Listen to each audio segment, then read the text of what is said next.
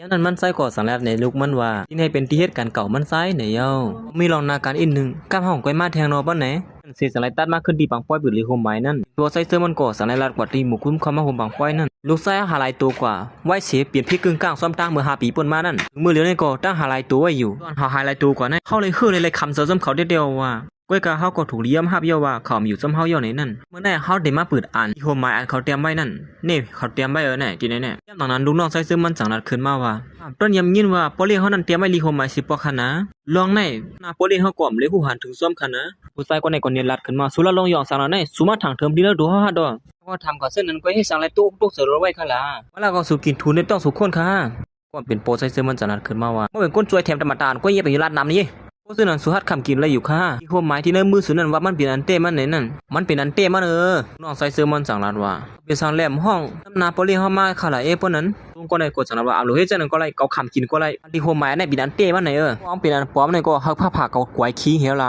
สั่งไรผ้าเพียดผ้าหลังลงขึ้นมากำเหลือย่าเฮ้ยมึงผ้าเพียดผ้าหลังเตี้ยหัวเราหน่อยมาเผามันเป็นอันป้อมเตี้ยนั่นมาไม่ดีกูว่าเป็นอันแน่ในมาเจออันเต้ในกับพัดคำกินก็ได้ก็ยังไงผู้ชายคนนึงก็สั่งลาดกูก็ขึ้นลือกำหนึ่งค่ะลูกเปลี่ยนป้อยี่อยู่ในเปลี่ยนอันเต้เขาถูกเมนจอมปักปืนอยู่ข้างหน้าลีโคมายอันแน่ศักดิ์ศรียี่ห้าสมบัติจังไหนแน่เขามีศักดิ์ศรีอีสังนังเก่าอย่างนั้นลูกน้องใส่เสื้อมันคาดจำเขากูกว้ามแน่จำเป็นมาลาดอีสังนำได้ถึงเนี่ยจึงสุรัตว่าสุดที่อยู่ไผ่เฮาล่ะให้สังเป็นมาลาดน้ำแต่ก็ได้ก็สารขึ้นมาว่าอยู่ไผ่สู่อยู่กันเนาะเมื่อคาร้อนสู่หยอกเรียนเอาเงินห้องการกว่านั้นเฮาหันถึงเย้าเคยหันถึงซ้อมสีลองเสื้อไหนแน่ห้ามฮู้ซ้อมอีสังลองนั่นฮู้ก่อนพี่อีสังค่ะเมื่อเหลียวในปริกเขากว่าเอาศักดิ์ศรีมันที่ห้องการนั้นเย้าว่าแต่ปริกเดมาหาสู่เมื่อเหลียวเนี่ยว่าหาทางแท้ถึงที่เฮ็ดให้มันใส่เป็นโปรเซสลงขึ้นมาเดียวว่าเมื่ออย่าไปมาเปลี่ยนเรียนเขาเสนออยู่เย้ามันก็สังยามฮับขึ้นมาสิลันว่าหยอกเรียนเอาเงินห้องการเย้ามันซ้ำเป็นอีสังล่ะซึ่งก็เย้าห้องการนั้นแน่ที่ตัวเป็นตอนตาเฮาอยู่เย้ารู้ยันนั้นมาพอดีอีสังที่เฮาไล่ซึ่งนั้นก็สุยามฮับเย้าในนอดร้อนสุหยอกเรียนเอาเงินห้องการกว่าในนั้นยันนั้นมันก็สังในที่ลูกน้องใส่เสื้อมันว่าเมื่อสุใครผิดเทกับตาเฮาไหนก็เฮาถามว่าสุดีอยู่ไผเฮาเพราะฉะนั้นก็สูญหมดเหตุการณ์ซ้ำเฮาเย้าว่าก็กำเหตุการณ์ซ้ำเบิ่งก็มาความมือเลี้ยวในคนแล้วน้องเสื้อมันสั่งทำมาให้สังเลยเขาฮัดผิดโปเลี้ยงหลวงซื่อไหนนั่นเนาะมาพอขอติมีลองไล่ซื่อสิลวงก็เป็นไรลวงเฮาฮัดผิดจังไหนนั่นลุงก็ในก็สั่งนั้นว่าความหมายอีกนึงค่ะลองสู้อยู่เมื่อไกลนั่นเอามาอ่านลีโฮมหมายในกำเหลียวเหี่ยวละผู้ชายก็ในก็สั่งไล่ไปออกมาสิลัดว่าลีโฮมหมายในเขาโปเลี้ยงหลวงเดี๋ยวเอาหมวยเงินคำดังเสียงดังบนในยุกอาปันน้องไส้ค่ะนั้นคนที่ในปังป้อยในก็สั่งอ่อนกันลัดว่าเขาถามว่าเขาเดี๋ยวเอาหมวยเงินคำของนั้นปันไว้ปันโปเขานะถือว่าเขาที่มาปันน้องไส้เป็นลายเขาเนาะลุงก็ในสั่งว่าเขาว่าเต้มันเดี๋ยวจะไล่มันนะเขาเลยพี่น้องเนี่ยมันถูกกันจ้ากดเดี๋ยวเอาหมวยเงินคำอาปันกูนั้นเฮาถูกแม่นจ้อมไหนผู้ชายคนในก็สั่งว่าเพราะฉะนั้นก็บอกว่าคงเงินคำดังเสียงดังบนในก็เดี๋ยวเลยตัวเป็นต้นตาค่าเย่าลงใน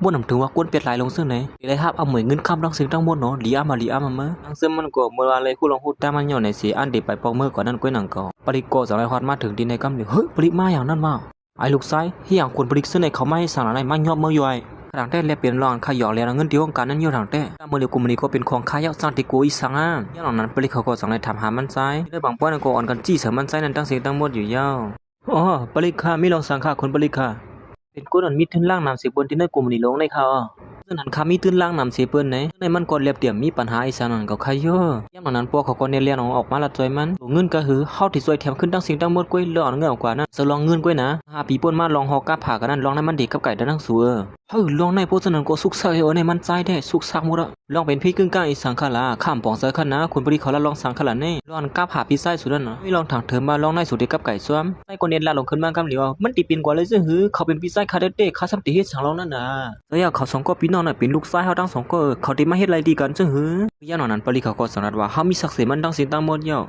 แค่นดอสุดซ้อมเฮามาที่ห้องปริกในเสกำแต่ก็เปลี่ยนกูสิได้ขึ้นว่าพี่ไอ้เฮาตายก็เข้าตั้งเป็นไรปีเยาที่มีศักดิ์ศรีอีสังเที่ยงเปียเบลัดนะว่าสุเฮ็ดขึ้นมาศักดิ์ศรีอันปอมันในนั้นเฮาดีกว่าซ้ำสมเลยนะพี่ไอ้ห่อมตื่นขึ้นมาขึ้นเนี่ยมันใจแล้วเจ้านั้นก้อยหนังเก่าใจเสื้อมันก็จังไรฮอดมาถึงที่ในกำเหลียวอยู่ยาวเมื่อเลียวก็ตื่นขึ้นมายามเมื่อดีหือเที่ยงกำแน่ย่านั้นไอ้ผู้ใจก่อนเป็นน้องใจแขนน้องใจเสื้อมันก็วุ่นว่าใจเสื้อมันตายเอาหน่อยสิคุยกันในขยันนั้นก้อยหนังเก่าใจเสื้อมันก็จังไรฮอดมาถึงที่ในเนื้อขยันนั้นก้อยหนังเก่านั่งเสื้อมันก็เปลี่ยนตุกเสือลงก่อนเมื่อไรหันใจเสื้อมันเข้ามาที่ในปังป้อยในโฮมบ้านน้องใจแขนน้องใจเสื้อมันนั่นปวดใจเสื้อมันอยู่จนมันนั่งมาอยู่ดาชีเฮ้ยสังโปลิงอ่อนนั้นห้องเขาว่าปีไอนี่แหละนั่นที่ในปังป้อยนั่นก็จอนกันนัดว่านั่นเป็นโปลิงดวงอยู่แล้วนั่นเป็นผีฮาโตวะละก็เขามีเงามันสีขำเสือผีหลงก้นมันนั่นตอนตายผู้ชายคนในกล่อมขยุ่มสีมันเป็นความไรมันดึงเป็นความไรละมีตั้งแต่เด็กบอกมาเคยคาโลเขาว่าได้ป้อมบ้านนั้นค่ะเขาว่าได้เขาเป็นตัวป้อมมันกี่เขานั่นนางเสือมันก็สังไรหู้ลงเต้มันดีเด้อันผู้ชายก่อนอยู่จนมันนั่งอยู่แต่สีนั้นดีเด้ก็เป็นโปลิงเยอะในนั่นนี่สู้เขาเฮ็ดเราสู้เลยตกสาหัสในค ความพันอีกนึงนะเขาเป็นก้นๆอยู่ซ้ำสูอยู่แต่เสียนะเสื้อมันจังนั้นว่าสุดด้านต้องขึ้นเลยมือเลยไอ้เสื้อมันก็ไปตั้งแต่ชับเลี้ยงอีสังนางเสื้อมันจังนั้นว่าสุหัดมาเปลี่ยนเฮาซึ่งไหนฮะ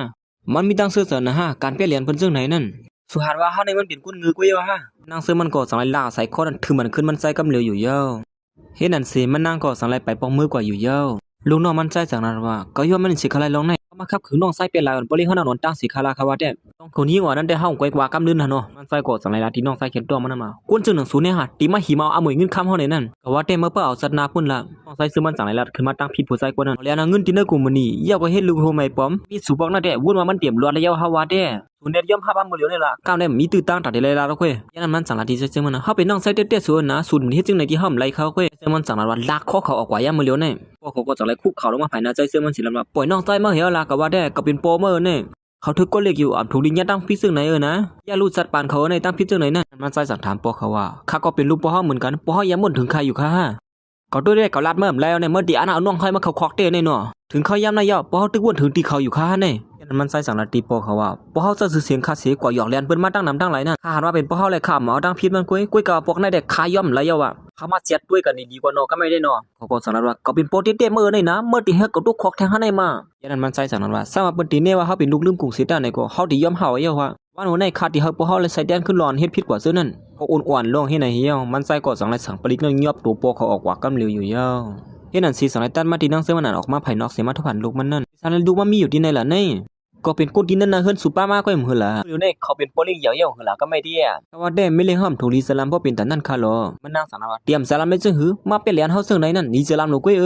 แม่ข้าป้อห้อมเลยเป็นเหรียญค่ะนะเขาตึกวนเลยก้อยเขาว่านั่นมือเหลียวได้ลูกก็เปลี่ยนใจเขาย่อให้ในมาเปลี่ยนใจเมียสีอีเดียวฮะมันนางก็สั่งเลยห้องลูกมันปอกมือเฮิรนสิลันว่าเตียวในกว่าอย่าไปก็สู้ยุ่งซุ่มเขาเที่ยงเหวนั้นนั่นก็นางเก่าใส่เสื้อมันก็สั่งเลยออกมาเสียมหันลูกมันเหี่ยวเลยเขาอ่อนเลยกุ้ยเฮาปอกมือเฮิรนอยู่หือล่ะนั่นกำใน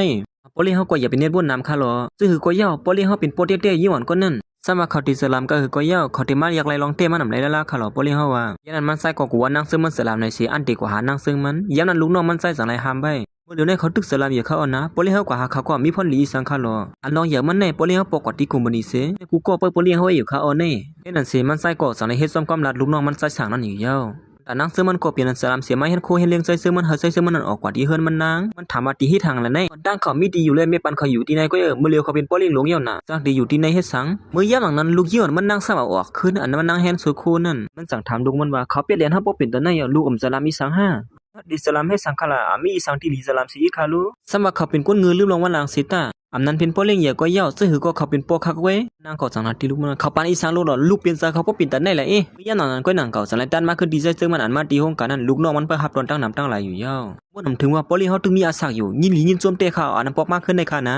ไปสังแล้วสุดตึกปอกมากไว้ค่ะล่ะในสู้หือเขาย่านในน้องใส่สุเฮ็ดชวนชิ้นชั้นสุกซักหมดทั้งสองวงไว้ซุ่มขึ้นเป็น6เหงล้านค่ะนั่นมันใจกอดสังนั้นว่าเฮาคุยอยู่ลองนั่นแท้ซึ่งกูลองนั่นเป็นเฮาตามวางแผนการไว้กวยเมื่อย่านหลังก้อยหนังเก่าลูกน้องมันสั่งมาแล้วว่าปอลิงอย่าก้นนึงใครมาทุบปอลิงเฮาไหนวะเพราะฉะนั้นก็เฮากอดทุบเขากอดบ่ไหนก็อันเขาเลยลงลายมือกันไว้มือหาผีป่นมาย่องหือล่ะนั่นลงลายมือนั้นสัมปมุดอายุมันย่อมซื่อสิใส่เสื้อมันก็สายมาครบทุกคนที่มาอุบลงนาการนั่นเฮายินจวมเตเอานะอันสุไลรถเพเสปอกมาขึ้นแน่ยินจวมขาเตียนไม่เจอต้นตาเฮา